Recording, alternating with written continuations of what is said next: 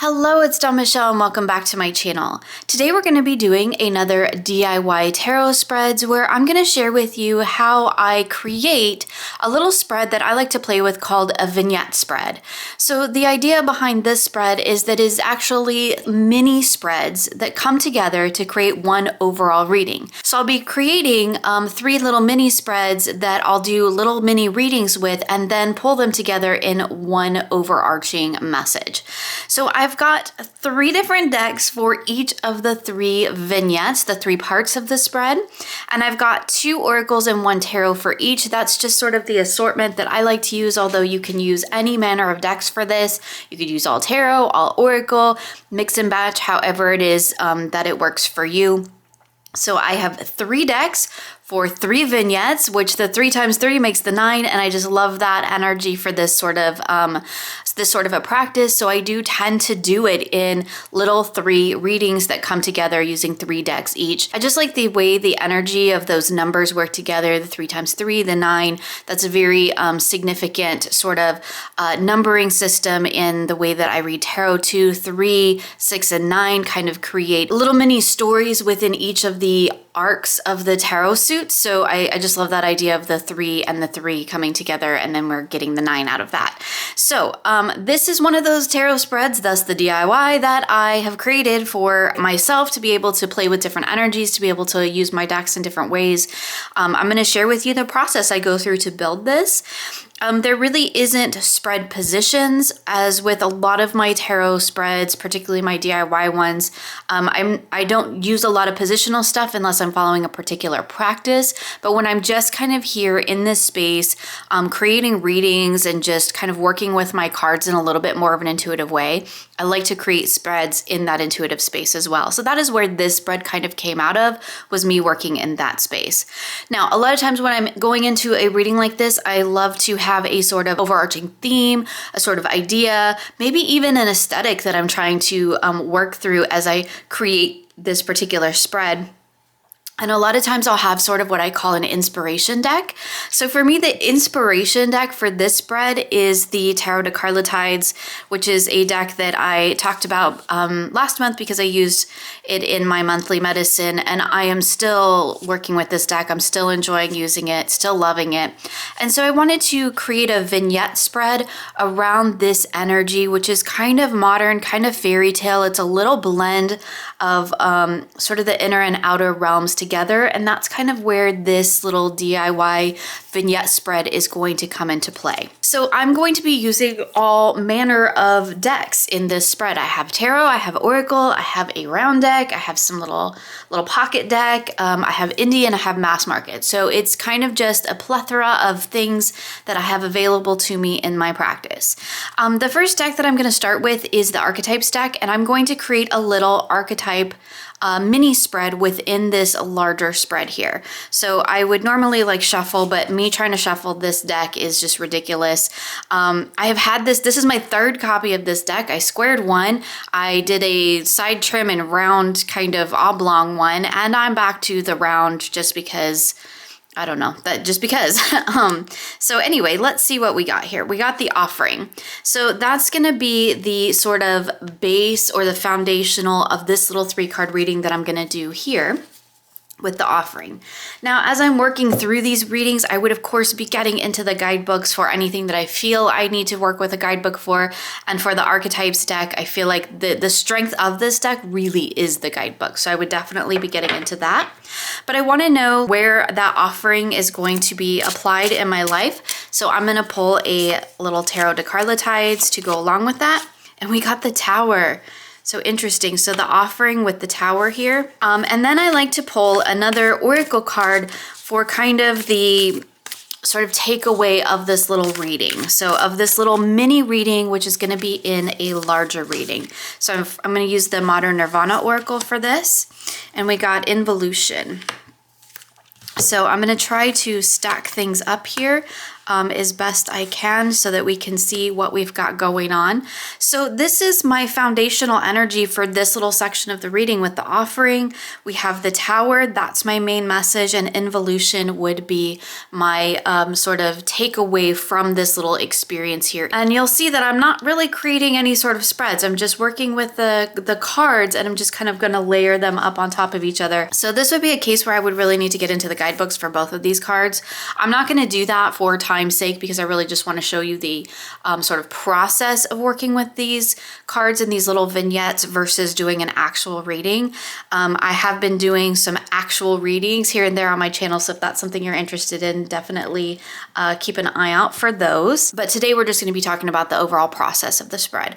So I've got this kind of archetypal energy going on here in this little mini reading. I would look at this as an archetypal energy. I'm pulling in the archetype of the offering, the archetype of the Tower and what that means and what that means in my life. And then I have that involution with the modern Nirvana here. So the next little vignette that I'm gonna create, and again, I would work with this and I would journal about this and write this about this little spread, taking it on its own. But then I'm gonna pull in another vignette here. So for this, I'm going to use the Hollow Valley deck of symbols as my sort of founding energy, my base for this, and I got snake. And you'll see here that while I sort of have an aesthetic kind of an energy, I guess you could say, I'm not really picking decks that like are the most aesthetically pleasing together. I think overall they read really well together, which is really what I'm looking at and what I'm after.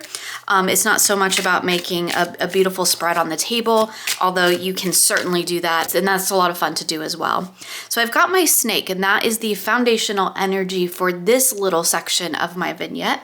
And to further dive into that message, I'm going to pull a card from the Black Lily Tarot. And we got the Knight of Swords. Now it's really interesting when we use different tarot decks if we get, repeating cards in terms of the tarot. Sometimes that happens, and that's really interesting when we see how those play out in different aspects of the reading.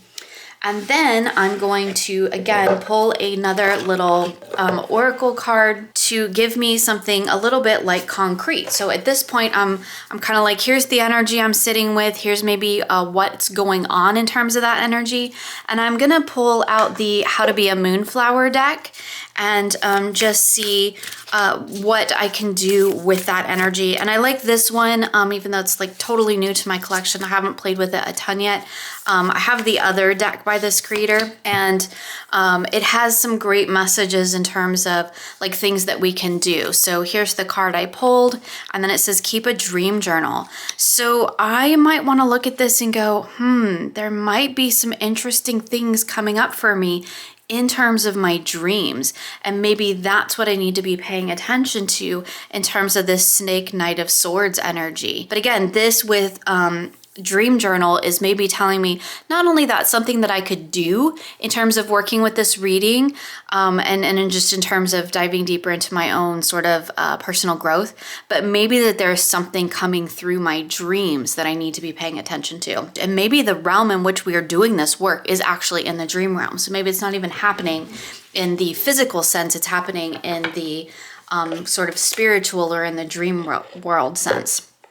So now I've got two individual readings that I've worked with. Again, I would journal about this. I would take my time to sit with it, think about where these messages apply and how I might work with them on a deep level. And then what I'm going to do is pull in another little trio here. And so for this one, I'm going to start with my Seasons of the Witch Samhain Oracle. I do have several of the oracles in this collection, but this is the one that I use the most. And obviously I use it outside of the Samhain season all the time. So the energy that I got is intuition. So this is kind of taking this at the moment now and going, okay, here's the focal point for this reading, right? So I've got intuition here. That's what I need to be focusing on as we're working through this little reading. Sorry, don't you hate when people just shift all the cards around when you're trying to watch the video? And to dive deeper into that message of intuition, I'm going to pull my Pythonic Tarot and just see what energies I am going to get from this and where I can apply that intuition. And I got the Eight of Wands. So that would be where I'm gonna apply that intuitive energy, is in maybe the soul work that I'm doing, that community-driven soul work that I'm exploring in this Eight of Wands energy.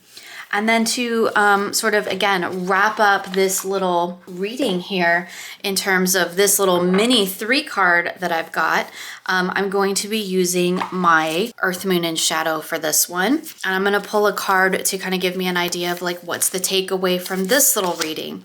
And we got the Eye of Odin, Sacrifice, Knowledge, and New Perspective. So that's beautiful. So you can see here now that I have sort of this 3 little readings, and I could certainly spread these out more on my table, right? If I wasn't like cramped into video recording space here, I could definitely spread them out so they were more individual readings. And as I'm working with them one at a time, I could certainly work with them that way. But to be honest, when I do this reading, this is how I layer them up, because then I like to see what's touching and how those little vignettes are sort of interacting with each other. So I've taken this reading on its own and I've done it as a mini 3-card reading. I've taken this and done it as a mini 3-card reading, and I've taken this and done it as a mini 3-card reading. Now, the other thing I would do at this point is look for, is there, because I didn't have a question coming into this whole experience, I'm just sort of creating these little vignettes with my cards. And now I'm going to take a look at the whole reading and see, is there anything that is coming through really strongly for me? And I feel like what's coming through is sort of the subconscious, conscious, superconscious realm. And that does tend to come through a lot of my readings anyway. So working with those 3 aspects of self is really in alignment with how I work with my cards in a general sense. But maybe I might want to look at, this reading is about more transformational change. This is maybe something that I need to take a look at in terms of, because looking at my tarot, I have Tower, the Knight of Swords, and the Eight of Wands. So this, to me, just taking those 3 cards would be about, I need to shift some things around. I need to kind of tear down some old, maybe beliefs, old patterns. I need to kind of step out into the world and maybe do a little practice what I preach type of thing. And the Eight of Wands, it talks about bringing that together in a sort of communal sense. So now I can start taking these readings and kind of working them together as in they're a whole. But I'm always keeping in mind those 3 sort of individual readings that came together to create this. So I had the offering here, that was the base energy, the snake, and that dream work that I'm looking at, and the intuition with kind of getting maybe below the surface of things and looking at where that knowledge is going to come forward for me, where I can pull it out of that subconscious realm. So I'm always keeping in mind those 3 different versions of the 3 little mini versions, or the 3 little mini readings that I have going on here. I'm always keeping that in the back of my mind. But then I like to look at and take the reading as a whole. And then another thing that I really enjoy doing with a reading like this is to look at how, because I have no spread positions, I can look at how I intuitively laid the cards down. So what did I put on top? What did I overlay? What's touching what? Because that to me can say a lot about what's sort of going on beneath the surface of my own stuff, right? I have the offering here and it's separate and not touching the other oracle cards, right? Whereas these 2 oracle cards, the snake and the intuition, are touching. They are actually overlapping. But the way that I laid these down, I laid this offering card kind of separate from the other oracles. So I would maybe look at these 2 in relation to each other. If this is sort of the dream time realm and this is sort of that subconscious realm, I can look at, where am I shedding things to allow that intuition to really come to the surface, perhaps through that dream work. Because again, I've got this dream journal card over here. I can't really say that it says dream, so let's move that there. So I would look at kind of where things are overlapping and where they're touching, and that might give me some indication as to some deeper layers and meanings behind the messages.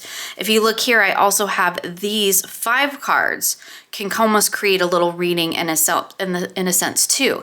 And as I'm taking these 3 individual readings and blending them into one, I'm also seeing little groupings coming together here. So I see these as a little grouping coming together, where we have the snake, the dream journal, the Knight of Swords, the intuition, and the Eye of Odin, all kind of creating a, maybe this is what I'm stepping into. This is what I need to get at in order to create the work that's going on over here. And again, looking at what I've got touching and going on over here, we've got the Offering, the Tower, Involution, and the 8 of Wands. And again, we could pull that intuition. Now that intuition now is almost the focal point of my reading because of where I've laid it. So I've created this little vignette here, this little vignette here, one here, and then it comes together to create this whole bigger picture. And that is definitely how I like to work with this particular spread. It is a very intuitive process. It is all about just kind of laying down cards in a way that feels right, in a way that makes sense to me in the moment. And then I like to start dissecting the different elements of the spread in order to look at where things are touching, where things aren't touching, how have I grouped things together, what am I seeing now in this overall message, and are there any themes that are coming to the forefront for me as I look at all of this.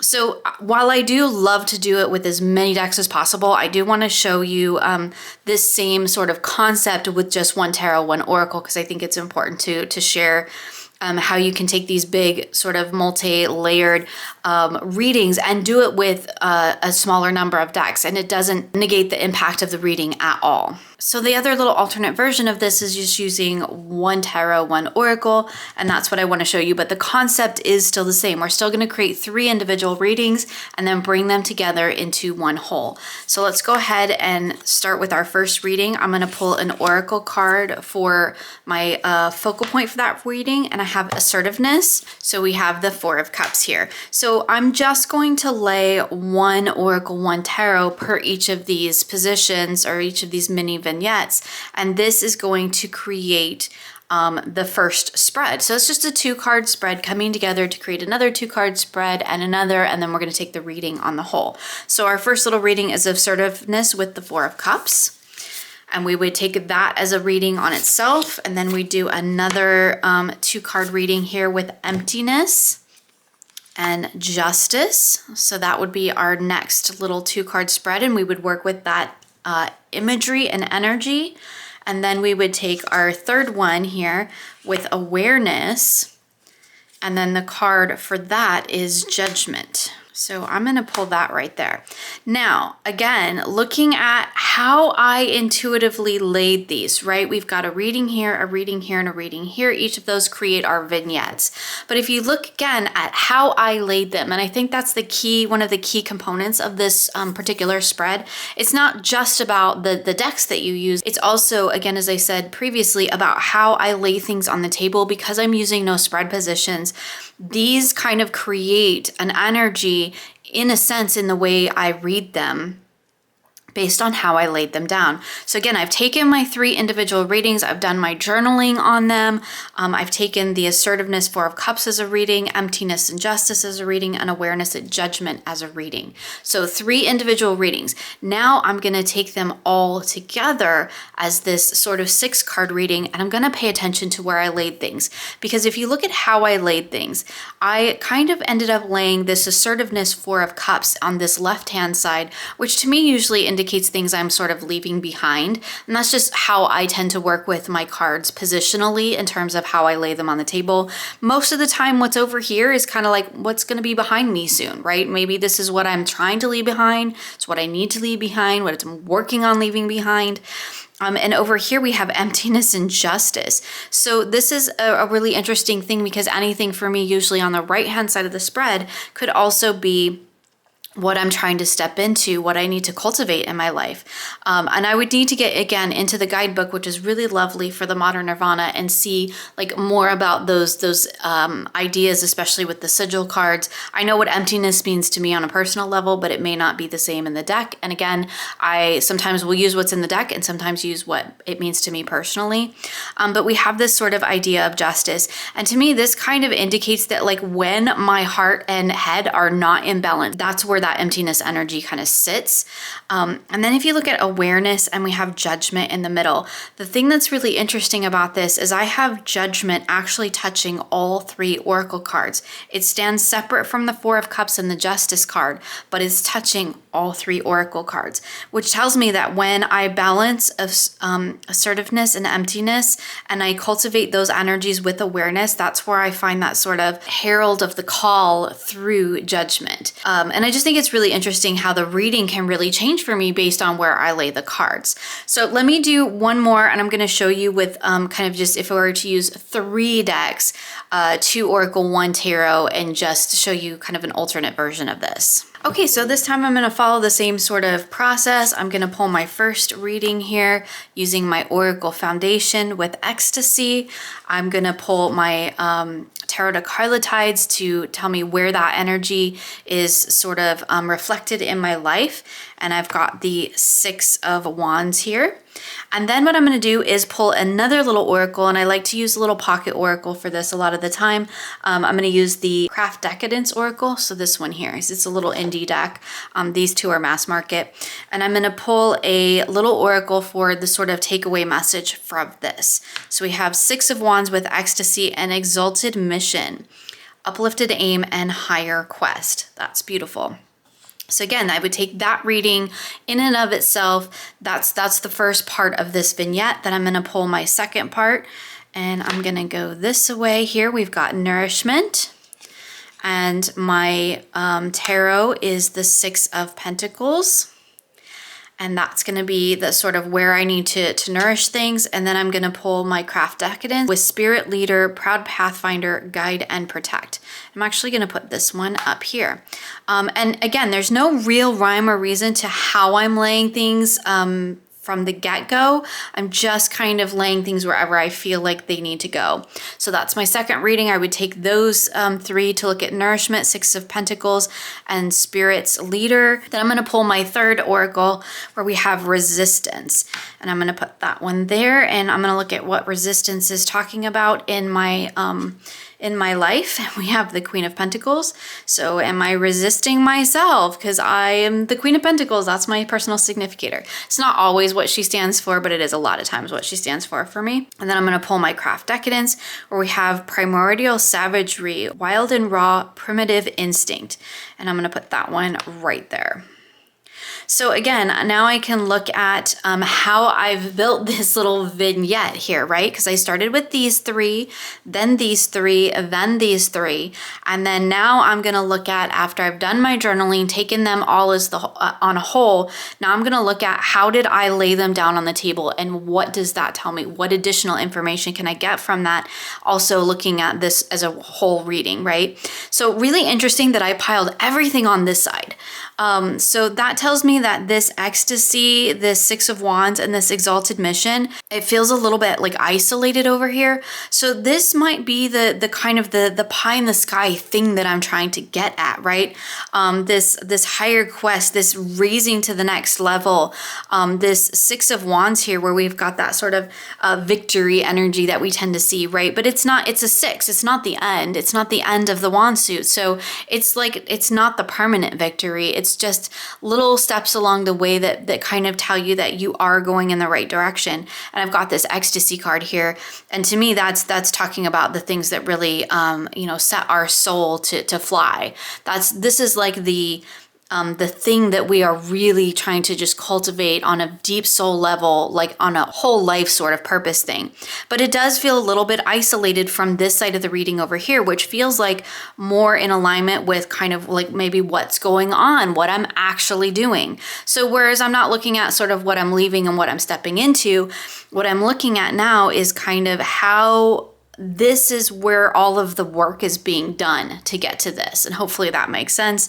Again, without going like into a deep dive of all of these cards and what they would mean to me personally, it would be hard to really get a really deep, in-depth explanation of it. But this feels like the work that is being done, right? This is where it's at right now. This is where all the weight is currently. And this is kind of like what it's trying to elevate to, if that makes sense. And that's totally based intuitively on where I actually laid the cards, because I just ended up piling them all together, which feels like this is what I'm doing. This is where I'm kind of experiencing a little bit of resistance here that is kind of maybe keeping me from really fully stepping into this sort of work.